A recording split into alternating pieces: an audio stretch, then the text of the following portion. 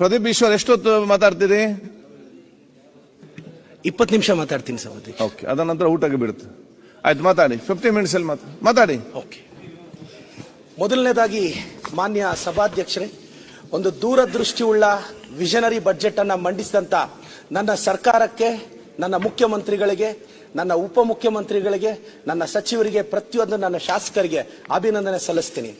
ಬಸವಣ್ಣವರು 12ನೇ ಶತಮಾನದಲ್ಲೇ ಹೇಳಿದ್ರು, ಉಳ್ಳವರು ಶಿವಾಲಯ ಮಾಡುವರಯ್ಯ, ನಾನೇನು ಮಾಡಲಯ್ಯ ಬಡವನಯ್ಯ, ಎನ್ನ ಕಾಲೇ ಕಂಬ, ಎನ್ನ ದೇಹವೇ ದೇಗುಲ, ಶಿರವೇ ಒನ್ನ ಕಳಶವಯ್ಯ, ಕೂಡಲ ಸಂಗಮ ದೇವ ಅಂತ. ಬಹಳಷ್ಟು ಜನ ದೇವಾಲಯಕ್ಕೆ ಹೋಗೋ ಶಕ್ತಿ ಇರಿದವರು ದೇವಾಲಯಕ್ಕೆ ಹೋಗ್ತಾರೆ, ಆಗದೆ ಇರೋರು ತನ್ನ ದೇಹವನ್ನೇ ದೇವಾಲಯ ಅನ್ಕೊಂಡು ಬದುಕ್ತಕ್ಕಂಥ ಕೋಟ್ಯಾಂತರ ಬಡವರಿಗೆ ಇವತ್ತು ನಮ್ಮ ಗ್ಯಾರಂಟಿಗಳು ಇನ್ಸ್ಪಿರೇಷನ್ ಆಗಿದೆ. ಅಂತ ಗ್ಯಾರಂಟಿಗಳನ್ನ ಯಶಸ್ವಿಯಾಗಿ ಅನುಷ್ಠಾನಗೊಳಿಸಿದಂತ ನನ್ನ ಸರ್ಕಾರಕ್ಕೆ ಅಭಿನಂದನೆ ಸಲ್ಲಿಸ್ತೀನಿ ಸಭಾಧ್ಯಕ್ಷರೇ. ಇವತ್ತು ವ್ಯವಸಾಯಕ್ಕೆ, ತೋಟಗಾರಿಕೆಗೆ ನನ್ನ ಸರ್ಕಾರ ಬಹಳಷ್ಟು ಆದ್ಯತೆಯನ್ನ ಕೊಟ್ಟಿದೆ. ಈ ಬಜೆಟ್ ಅಲ್ಲಿ 40,000 ಹೆಕ್ಟೇರ್ ಪ್ರದೇಶದಲ್ಲಿ ಇವತ್ತು ಪುಷ್ಪ ಬೆಳೆಗಳ ಮಾರಾಟ ಮತ್ತು ರಫ್ತನ್ನ ಉತ್ತೇಜನ ಮಾಡೋದಕ್ಕೆ ಒಂದು ಯೋಜನೆಯನ್ನ ರೂಪಿಸಿದೆ. ಇದರಿಂದ ವಿಶೇಷವಾಗಿ ಫಲಪುಷ್ಪಗಳ ನಗರಿ ಅಂತ ಕರೆಸ್ಕೊಳ್ಳೋ ನನ್ನ ಚಿಕ್ಕಬಳ್ಳಾಪುರಕ್ಕೂ, ನನ್ನ ಚಿಕ್ಕಬಳ್ಳಾಪುರದ ರೈತರಿಗೂ ಇದು ಬಹಳಷ್ಟು ಸಹಕಾರಿಯಾಗುತ್ತೆ ಅಂತ. ಇವತ್ತು ಏಷ್ಯಾದಲ್ಲೇ ಅತಿ ಹೆಚ್ಚು ರೇಷ್ಮೆ ಬೆಳೀತಕ್ಕಂಥ ರಾಮನಗರ, ಶಿಡ್ಲಘಟ್ಟ ಇವತ್ತು ಈಗಾಗಲೇ ಒಂದು 150 ಕೋಟಿ ಬಿಡುಗಡೆಯಾಗಿದೆ. ಇವತ್ತು ಮತ್ತಷ್ಟು ಹೈಟೆಕ್ ಇದು ಮಾಡೋದಕ್ಕೆ 250 ಕೋಟಿಗಳನ್ನ ನನ್ನ ಸರ್ಕಾರ ಬಿಡುಗಡೆ ಮಾಡಿ ವ್ಯವಸಾಯಕ್ಕೆ, ತೋಟಗಾರಿಕೆ ಇಲಾಖೆಗೆ, ರೇಷ್ಮೆಗೆ ಬಹಳಷ್ಟು ಉತ್ತೇಜನ ಕೊಟ್ಟಿದೆ. ಇವತ್ತು ಬರಗಾಲ ಜಿಲ್ಲೆಗೆ, ಬರಪೀಡಿತ ಜಿಲ್ಲೆಗಳಾದಂಥ ಚಿಕ್ಕಬಳ್ಳಾಪುರ, ಕೋಲಾರ ಬಹಳಷ್ಟು ಜಿಲ್ಲೆಗಳಿಗೆ ಎತ್ತಿನ ಹೊಳೆ ನಮ್ಮ ಭವಿಷ್ಯ, ಎತ್ತಿನ ಹೊಳೆ ಯೋಜನೆ ನಮ್ಮ ರೈತರ ಭವಿಷ್ಯ. ಈ ಸಂದರ್ಭದಲ್ಲಿ ನಮ್ಮ ಮಾಜಿ ಮುಖ್ಯಮಂತ್ರಿಗಳಾದ ವೀರಪ್ಪ ಮೊಯ್ಲಿ ಸಾಹೇಬ್ರಿಗೂ ನಾನು ಅಭಿನಂದನೆ ಸಲ್ಲಿಸಕ್ಕೆ ಇಷ್ಟಪಡ್ತೀನಿ. ಇಂಥ ಒಂದು ಯೋಜನೆಯನ್ನ ಕಳೆದ 10-15 ವರ್ಷಗಳ ಹಿಂದೆನೆ ಸರ್ಕಾರದ ಮುಂದಿಟ್ಟು ಆ ಯೋಜನೆ ಇವತ್ತು ಅನುಷ್ಠಾನ ಆಗ್ತಿದೆ. ನಾನು ವೀರಪ್ಪ ಮೊಯ್ಲಿ ಸಾಹೇಬ್ರಿಗೂ ಅಭಿನಂದನೆ ಸಲ್ಲಿಸಕ್ಕೆ ಇಷ್ಟಪಡ್ತೀನಿ. ಇವತ್ತು ಎತ್ತಿನ ಹೊಳೆ ಪ್ರೀ ಕಮಿಷನಿಂಗ್ ಟೆಸ್ಟ್ ಮಾಡಿ ಚಾಲನೆಗೊಳಿಸ್ತೀವಿ ಅಂತ ನಮ್ಮ ಸರ್ಕಾರ ಬಜೆಟ್ ಅಲ್ಲಿ ಘೋಷಿಸಿದೆ. ಧನ್ಯವಾದಗಳನ್ನ ಅರ್ಪಿಸ್ತೇನೆ. ಭದ್ರಾ ಮೇಲ್ದಂಡೆ ಯೋಜನೆ ಆಗ್ಬೋದು, ಇವತ್ತು ಸಾಕಷ್ಟು ಯೋಜನೆಗಳಿಗೆ ನನ್ನ ಸರ್ಕಾರ ಕೊಡ್ತಿದೆ. ಡಾಕ್ಟರ್ ಮನಮೋಹನ್ ಸಿಂಗ್ ಅವರ UPA 1 ಗವರ್ಮೆಂಟ್ UPA 2 ಅಲ್ಲಿ ನಾವು ಫುಡ್ ಸೆಕ್ಯೂರಿಟಿ ಆಕ್ಟ್ ತಂದು ಬಡವರಿಗೆ ಅಕ್ಕಿ ಕೊಡತಕ್ಕಂಥದ್ದು, ಆ ಫುಡ್ ಸೆಕ್ಯೂರಿಟಿ ಆಕ್ಟ್ ನ ತಂದಂತ ಆವತ್ತಿನ UPA 1 UPA 2 ಸರ್ಕಾರ. ಅದರ ನಂತರ ಬಂದ ಸರ್ಕಾರಗಳು ಶಾಂತಾರಾಮ್ ಕಮಿಟಿಯನ್ನ ಹಾಕಿ, ಆ ಶಾಂತಾರಾಮ್ ಕಮಿಟಿಯಿಂದ ಬಡವರು ಹೊಟ್ಟೆ ಮೇಲೆ ಹೊಡಿತು. ಆ ಸರ್ಕಾರಗಳಿಗೆ ಖಂಡಿತವಾಗೂ ಆ ತೀರ್ಮಾನವನ್ನ ವಿರೋಧ ವ್ಯಕ್ತಪಡಿಸ್ತಾ ನಂತರ ಇವತ್ತು ಬಹಳ ಸಂದರ್ಭದಲ್ಲಿ ಇವತ್ತು ಈ ನೀಟ್, CET, JEE ಬರೆಯೋ ವಿದ್ಯಾರ್ಥಿಗಳಿಗೆ 20,000 ವಿದ್ಯಾರ್ಥಿಗಳಿಗೆ ನೀಟ್ ಕೋಚಿಂಗ್ ನ ಉಚಿತವಾಗಿ ಕೊಡೋದಕ್ಕೆ ನನ್ನ ಸರ್ಕಾರ ತೀರ್ಮಾನ ತಗೊಂಡಿದೆ. ಈ ವಿಚಾರವಾಗೂ ನನ್ನ ಸರ್ಕಾರಕ್ಕೆ ಅಭಿನಂದನೆ ಸಲ್ಲಿಸ್ತೀನಿ. ಇವತ್ತು ಬ್ಯಾಕ್ವರ್ಡ್ ಕ್ಲಾಸ್ OBC ನಮ್ಮ ರಾಜ್ಯವನ್ನ ದೊಡ್ಡ ಮಟ್ಟದಲ್ಲಿ ಪ್ರತಿನಿಧಿಸುತ್ತೆ. ಶ್ರೀ ಕ್ಷೇತ್ರ ಕೈವಾರ ತಾತಯ್ಯನವರ ಆಶೀರ್ವಾದದಿಂದ ನನ್ನಂತ ಬ್ಯಾಕ್ವರ್ಡ್ ಕ್ಲಾಸ್ ಹುಡುಗರು ಇವತ್ತು ನಮ್ಮ ಮಾನ್ಯ ಮುಖ್ಯಮಂತ್ರಿಗಳು ಇವತ್ತು ಬ್ಯಾಕ್ವರ್ಡ್ ಕ್ಲಾಸ್ಗೆ 4 ಕ್ರಮಗಳನ್ನ ಕೈಗೊಂಡಿದ್ದಾರೆ. ಅಂದ್ರೆ 100 ಸ್ಟ್ರೆಂತ್ ಇರ್ತಕ್ಕಂಥ 75 ಬಾಯ್ಸ್ ಹಾಸ್ಟೆಲ್, 75 ಗರ್ಲ್ಸ್ ಹಾಸ್ಟೆಲ್ ನ ರೂಪಿಸ್ತಿದ್ದಾರೆ. ಇದು ಖಂಡಿತವಾಗೂ ನಮ್ಮ ಸರ್ಕಾರ ಬ್ಯಾಕ್ವರ್ಡ್ ಕ್ಲಾಸಸ್ ಪರವಾಗಿ ನಿಂತಿದೆ ಅಂತ. ಇವತ್ತು 150 ಮೆಟ್ರಿಕ್ ನಂತರದ ವಿದ್ಯಾರ್ಥಿ ನಿಲಯಗಳನ್ನ ಘೋಷಿಸಿದೆ. ಇದಕ್ಕೂ ನಾನು ಸರ್ಕಾರಕ್ಕೆ ಅಭಿನಂದನೆ ಸಲ್ಲಿಸ್ತೀನಿ.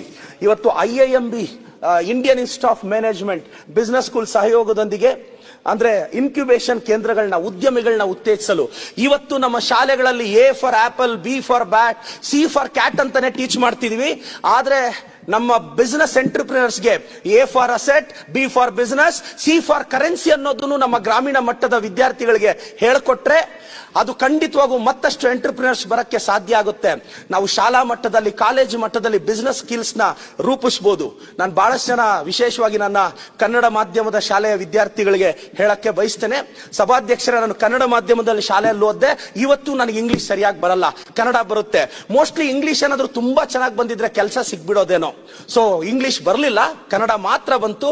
ಅದಕ್ಕೆ ಇವತ್ತು ನನ್ನ ಕಂಪನಿಯಲ್ಲಿ 550 ಮಂದಿಗೆ ಕೆಲಸ ಕೊಡಕ್ ಸಾಧ್ಯ ಆಗ್ತಿದೆ. ಆ ಬಿಸಿನೆಸ್ ಸ್ಕಿಲ್ಸ್ ನ ಕಲಿತಿದ್ರಿಂದನೇ ಇವತ್ತೊಂದು ದೊಡ್ಡ ಸಮಸ್ಯೆನ ಕಟ್ಟಕ್ಕೆ ಸಾಧ್ಯ ಆಯ್ತು. ಇಂಥ ಒಂದು ಜಿಲ್ಲಾ ಮಟ್ಟದಲ್ಲಿ ಮಾಡ್ತಾ ಇರೋದ್ರಿಂದ ನನ್ನ ಸರ್ಕಾರಕ್ಕೆ ನಾನು ಅಭಿನಂದನೆ ಸಲ್ಲಿಸ್ತೀನಿ.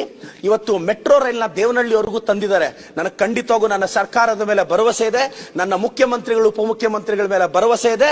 ಮುಂದಿನ ದಿನಗಳಲ್ಲಿ ಈ ಮೆಟ್ರೋ ರೈಲ್ ಅನ್ನ ಚಿಕ್ಕಬಳ್ಳಾಪುರದವರೆಗೂ ವಿಸ್ತರಣೆ ಆಗುತ್ತೆ. ನಾನು ಭಾವಿಸ್ತಾ ಇದ್ದೀನಿ, ಭವಿಷ್ಯದ ನೋಯ್ಡಾ ಆಗಿ ನನ್ನ ಚಿಕ್ಕಬಳ್ಳಾಪುರ ಪರಿವರ್ತನೆ ಆಗಲಿದೆ, ಬೆಂಗಳೂರಿಗೆ ಆಲ್ಟರ್ನೇಟ್ ಸಿಟಿ ಆಗಿ ಚಿಕ್ಕಬಳ್ಳಾಪುರ ಬೆಳವಣಿಗೆ ಆಗೋದ್ರಲ್ಲಿ ಸಂಶಯ ಇಲ್ಲ. ಈ ನಿಟ್ಟಿನಲ್ಲಿ ನನ್ನ ಸರ್ಕಾರದ ಮೇಲೆ ಭರವಸೆ ಇದೆ. ಮುಂದಿನ ದಿನಗಳಲ್ಲಿ ಮೆಟ್ರೋ ಚಿಕ್ಕಬಳ್ಳಾಪುರದವರೆಗೂ ಬರುತ್ತೆ ಅಂತ. ಇವತ್ತು ಅಂಗನವಾಡಿಗಳಲ್ಲಿ ಬಹಳಷ್ಟು ಹಿಂದುಳಿದ ವರ್ಗದ ಮಕ್ಕಳೇ ಅಂಗನವಾಡಿಗೆ ಹೋಗ್ತಾರೆ. ಸ್ವಲ್ಪ ರಿಚ್ ಕ್ಲಾಸ್ ಅವರು ಪ್ರೀ ಸ್ಕೂಲ್ ಅಂತ ಹೊರಟೋಗ್ತಾರೆ. ಬಹಳಷ್ಟು ಜನ ಗ್ಯಾರಂಟಿಗಳು ವಿರೋಧಿಸ್ತಾ ಇದ್ದಾರೆ. ಮೋಸ್ಟ್ಲಿ ನಮ್ಮ ಗ್ಯಾರಂಟಿಗಳು rich people may criticise, but ಗ್ಯಾರಂಟಿಯಿಂದ we become rich in the heart of the poor. ನಾವು ಬಡವರ ಹೃದಯದಲ್ಲಿ ಶ್ರೀಮಂತರಾಗಿದ್ದೀವಿ ಗ್ಯಾರಂಟಿ ಯೋಜನೆಗಳಿಂದ. ನಾನು ಸರ್ಕಾರಕ್ಕೆ ಇವತ್ತು ನಮ್ಮ ಸರ್ಕಾರದ ವಿಷನ್ ನೋಡಿ ಸಭಾಧ್ಯಕ್ಷರೇ, cerebral palsy, muscular dystrophy, Parkinson diseases, multiple ಸ್ಕ್ಲಿರೋಸಿಸ್ ಇಂಥ ಕಾಯಿಲೆಗಳು ಐಡೆಂಟಿಫೈ ಮಾಡೋದೇ ಕಷ್ಟ. ಅಂತವ್ರಿಗೆ ಇವತ್ತು ಸಹಾಯಧನವನ್ನ ಎಕ್ಸ್ಟೆಂಡ್ ಮಾಡ್ತಿದೆ. ಇವತ್ತು ನನ್ನ ಸರ್ಕಾರ ಇಂಥ ಒಂದು ಬಜೆಟ್ ಮಂಡಿಸಿದ್ದಕ್ಕೆ ನಾನು ಅಭಿನಂದನೆ ಸಲ್ಲಿಸ್ತೀನಿ. ವಿಶೇಷವಾಗಿ ನಾನೆಲ್ಲ ಬಿಜೆಪಿಯ ಶಾಸಕರಿಗೆ, ಪ್ರತಿಪಕ್ಷದವರಿಗೆ ವಿನಂತಿಸ್ತೇನೆ, ಇಂಥ ಒಂದು ಅದ್ಭುತವಾದ ಬಜೆಟ್ ಅನ್ನ ದಯವಿಟ್ಟು ಸಹಕರಿಸಿ.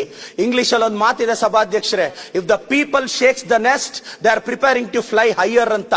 ಮೋಸ್ಟ್ಲಿ ನಮ್ಮ ಸರ್ಕಾರದ ಯೋಜನೆಗಳನ್ನ ಪ್ರತಿಪಕ್ಷದವರು ಅಲುಗಾಡ್ಸಕ್ ಟ್ರೈ ಮಾಡಿದ್ರು ನಾವು ಜನರ ಮನಸ್ಸಲ್ಲಿ ಮತ್ತಷ್ಟು ಬೆಳೀತಾ ಇರ್ತೀವಿ ಅಂತ ಹೇಳ್ತಾ, ನನ್ನ ಸರ್ಕಾರಕ್ಕೆ ಪ್ರತಿಯೊಂದು ಶಾಸಕರಿಗೆ ಇಂಥ ಬಜೆಟ್ ಅನ್ನ ಸಪೋರ್ಟ್ ಮಾಡಬೇಕು ಅಂತ ಹೇಳ್ತಾ, ನನ್ನ ಸರ್ಕಾರ ಇವತ್ತು ಫುಡ್ ಸೆಕ್ಯೂರಿಟಿಯಿಂದ ಹಿಡಿದು ಬಹಳಷ್ಟು ಯೋಜನೆಗಳನ್ನ ತಂದಿದೆ. ಇಂಥ ಬಜೆಟ್ ಕೊಟ್ಟಂತ ಮಾನ್ಯ ಮುಖ್ಯಮಂತ್ರಿಗಳು, ಉಪಮುಖ್ಯಮಂತ್ರಿ ಪ್ರತಿಯೊಬ್ಬರನ್ನ ಸ್ಮರಿಸ್ತಾ ನಾನು ಧನ್ಯವಾದಗಳನ್ನ ತಿಳಿಸ್ತೇನೆ ಸಭಾಧ್ಯಕ್ಷ. ಈಗ ಧನ್ಯವಾದಗಳು.